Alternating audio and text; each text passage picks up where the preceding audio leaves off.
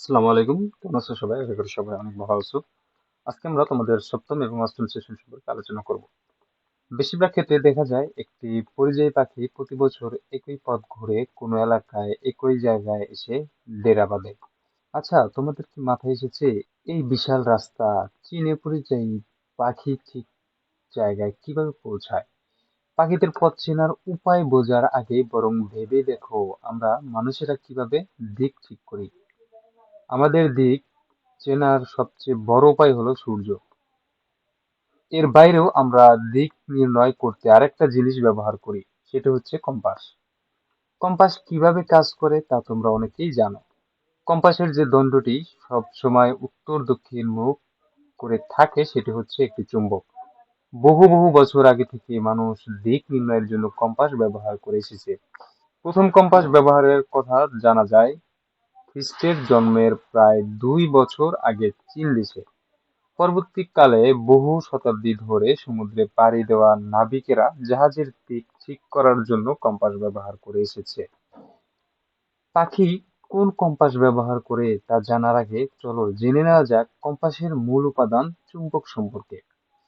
যে কোনো আকৃতির একটি চুম্বক নাও। এবার বিভিন্ন পদার্থের কাছে নিয়ে দেখো কোন ধরনের পদার্থকে চুম্বক আকর্ষণ করে আর কোন ধরনের পদার্থকে করে না। নিচের ছকে নোট নাও। দেখো এখানে চুম্বক আকর্ষণ করে এবং চুম্বক আকর্ষণ করে না। এই পাশে বস্তুর নাম এবং কি দিয়ে তৈরি, এই পাশে বস্তুর নাম, এই পাশে কি দিয়ে তৈরি। ঠিক আছে, চলো দেখি তোমাদের এই ছকটা কি হবে। এখানে আমি যে বস্তুটা নিয়েছি এটি হচ্ছে হাতুড়ি। হাতুড়ি কি কি দিয়ে তৈরি? লোহা। হাড়ি অ্যালুমিনিয়াম। Ceiling fan aluminium. সুই স্টিল। তারপরে কি চুম্বক আকর্ষণ করে না এরকম বস্তু কি? ডাস্টার প্লাস্টিক ও কাপড়। টেবিল কাঠ। Eraser rubber. Dustbin plastic. ঠিক আছে, এই ছিল তোমাদের এই ছকটা। তো এরপরে কি দেখি? চুম্বক প্রাকৃতিক ভাবে পাওয়া যায়, কৃত্রিম ভাবেও তৈরি করা যায়। তোমরা কি নিজেরা একটি চুম্বক তৈরি করতে পারবে? চেষ্টা করে দেখা যাক। এই পরীক্ষার জন্য লাগবে একটা স্থায়ী চুম্বক আর একটা ইস্পাতের টুকরা বা সূচ জাতীয় জিনিস। ইস্পাতের টুকরা বা সূচের এক মাথায় স্থায়ী চুম্বকের এক মাথা স্পর্শ করিয়ে টেনে শেষ পর্যন্ত নিয়ে যাও। তারপর স্থায়ী চুম্বকটি উপরে তুলে আবার আগের জায়গায় স্পর্শ করে টেনে নিতে হবে। অর্থাৎ ঘর্ষণটি সবসময় হতে হবে একমুখী। এভাবে কমপক্ষে ২০ বার একই দিকে চুম্বকের একই মাথা ব্যবহার করে ঘর্ষণ চালিয়ে যাও।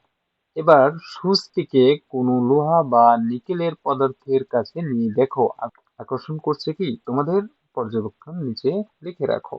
ঠিক আছে, চলো দেখি এটা যেটা কি হবে। হ্যাঁ, সুচ লোহা বা নিকেল জাতীয় পদার্থকে আকর্ষণ করবে বা করেছে। সুচ ইস্পাত দিয়ে তৈরি করা হয়েছে। চুম্বকীয় আবেশ প্রক্রিয়ায় স্থায়ী চুম্বক দিয়ে একই দিকে বারবার ঘর্ষণ চালানোর সূচের ভিতরে ছোট ছোট চুম্বক কণাগুলো সুসজ্জিত হয়ে পড়ে, যার ফলে অস্থায়ীভাবে চুম্বকে পরিণত হয়। তাই এটি লোহা জাতীয় পদার্থকে আকর্ষণ করে। এখন একটা বাটিতে পানি নিয়ে সেই পানিতে সুচটাকে খুব সাবধানে আলতো করে ভাসিয়ে দাও। পানির পৃষ্ঠটান নামক ধর্মের কারণে তাহলে সুচটি বেঁচে থাকবে। উপরের শ্রেণীতে পানির এই ধর্ম সম্পর্কে তোমরা বিশদ জানতে পারবে। ঠিক আছে, খাড়াভাবে ফেরার চেষ্টা করলে সাথে সাথে সুচটি টুপ করে ডুবে যাবে। সুচকে ভাসিয়ে রাখার আরেকটা বুদ্ধি হলো এক টুকরো ছোট কাগজে সুচটিকে গেঁথে তারপর ভাসিয়ে দেওয়া। এবার ভালোভাবে লক্ষ্য করো সুচটি কি উত্তর দক্ষিণ দিকে মুখ করে আছে। নিশ্চয়ই হতে চাইলে বাটিটাকে একটু ঘুরিয়ে দিয়ে দেখো সূচের দিক একই থাকছে কিনা। তোমরা এই পর্যবেক্ষণটা অবশ্যই নিজেরা করে দেখবে। ঠিক আছে, তো এরপরে কি তোমাদের পর্যবেক্ষণ নিচে লেখো। মানে এই যে যে এই পর্যবেক্ষণটা এখানে করতে বলা হয়েছে, এই পর্যবেক্ষণটা লিখতে বলা হয়েছে। ঠিক আছে, দেখি এই পর্যবেক্ষণটা ছিল কি। চুম্বকটি পানি ভাসানোর সময় ডুবে গিয়েছিল। তারপর একটি কাগজের সাহায্যে সুচটি পানিতে ভাসিয়েছি এবং ভাসানোর সময় অন্য দিকে মুখ করে রেখেছিলাম, কিন্তু চুম্বকটি উত্তর দক্ষিণ দিকে ঘুরে যাচ্ছিল। পানি কিছুক্ষণ নাড়াচাড়া করার পরেও সুচটি উত্তর দক্ষিণ দিকে মুখ করে রেখেছিল।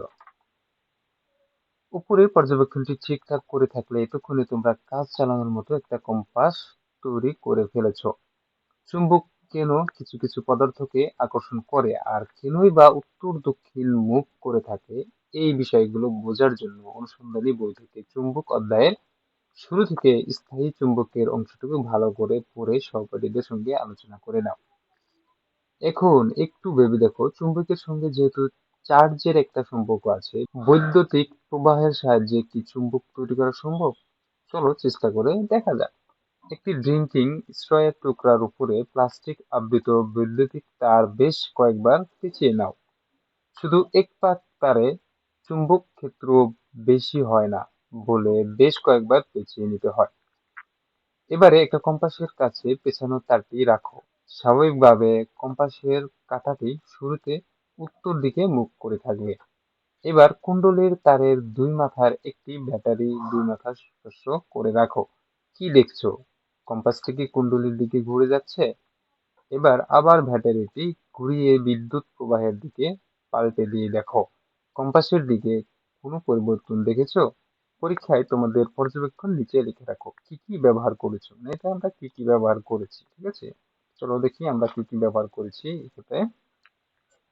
1 নম্বর বৈদ্যুতিক তার, 2 নম্বর একটি ব্যাটারি, 3 নম্বর একটি কম্পাস, 4 নম্বর একটি ড্রিঙ্কিং। কম্পাস কাছে নেওয়ার পর কি ঘটলো? কম্পাসের সাধারণ ধর্ম হলো, প্রথমে কম্পাসটি উত্তর দিকে মুখ করেছিল। তারপর বৈদ্যুতিক তার বেশ কয়েকবার পেঁচিয়ে নিলাম ড্রিঙ্কিং স্ট্রর টুকরার উপরে। এবার তাদের কুণ্ডলীর দুই মাথা একটি ব্যাটারি দুই মাথা স্পর্শ করে তারটি কম্পাসের কাছে রেখে দেখি কম্পাসটি কুণ্ডলীর দিকে ঘুরে যায়। তারের ভিতর দিয়ে বিদ্যুৎ প্রবাহিত হলে সেই তারের চারপাশে চুম্বক ক্ষেত্র তৈরি হয়। সেই জন্য কম্পাসের কাঁটা কুণ্ডলীর দিকে ঘুরে গিয়েছে। ঠিক আছে, তারপরে আর একটা কি, ব্যাটারির দিক বদলে দেওয়ার পর কি ঘটেছে? ব্যাটারির দিক বদলে দেওয়ার পর কি ঘটেছে? অনুসন্ধানী পাঠ বই থেকে বিদ্যুতের চুম্বকক্রিয়া ও বিদ্যুৎ চুম্বকীয় আবেশ অংশটুকু পড়ে নিয়ে ক্লাসের বাকিদের সঙ্গে আলোচনা করে দেখো তোমাদের পর্যবেক্ষণের কারণ কি বুঝতে পেরেছো। ঠিক আছে, এরপরে আমরা নবম এবং দশম সেশনে আলোচনা করব। টাটা।